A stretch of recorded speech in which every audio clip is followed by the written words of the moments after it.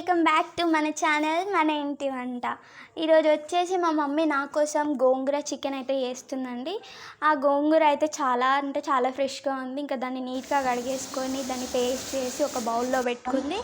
తర్వాత చికెన్ కూడా మంచిగా కడుక్కొని ఒక బౌల్లో పెట్టుకొని ఇంకా గోంగూర చికెన్కి ఏమేమి ఇంగ్రీడియంట్స్ అయితే కావాలో అవన్నీ రెడీగా పెట్టేసుకుంది. ఇంకా తర్వాత ఒక పేస్ట్ అయితే రెడీ చేస్తుంది. ఆ పేస్ట్ ఎలా రెడీ చేసిందంటే ఆనియన్ వేసింది. ఆనియన్, మిర్చి, లవంగాలు, ఇలాచి, దాల్చిన చెక్క, వెల్లుల్లి, కొత్తిమీర ఇవన్నీ వేసి కలర్ఫుల్గా మంచిగా ఒక పేస్ట్ అయితే చేసుకుంది. తర్వాత ఇంకా కర్రీ అయితే స్టార్ట్ చేసింది. ప్యాన్ మంచిగా హీట్ అయిన దాని తర్వాత అందులో ఆయిల్ వేయాలి.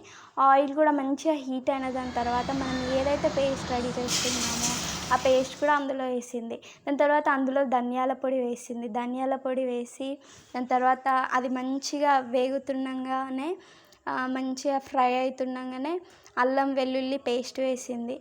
దాని తర్వాతకి పసుపు వేసింది. ఇవన్నీ మంచిగా ఫ్రై అయిన దాని తర్వాత చికెన్ వేసిందండి.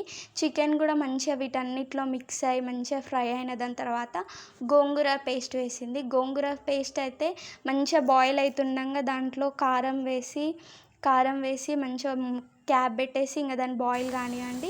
ఒక 2 minutes 5 minutes అట్లా అయిన దాని తర్వాత అందులో సాల్ట్ వేయండి. ఆ సాల్ట్ కూడా మెల్ట్ అయ్యి వాటర్ అయ్యేదాకా ఒక 2 minutes అట్లా క్యాప్ పెట్టేసుకోండి.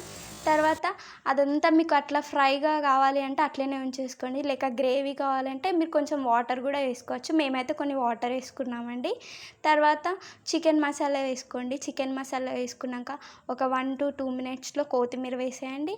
దాని తర్వాతకి మన టేస్టీ గోంగూర చికెన్ రెడీ అయిపోయిందండి. తర్వాత ఆయిల్ అంతా సపరేట్ అయిపోతుంది. ఇంకా ఆ స్మెల్కి నేనైతే చాలా టెంప్ట్ అయిపోయినా, ఎప్పుడెప్పుడు తినాలా అని ఉంది.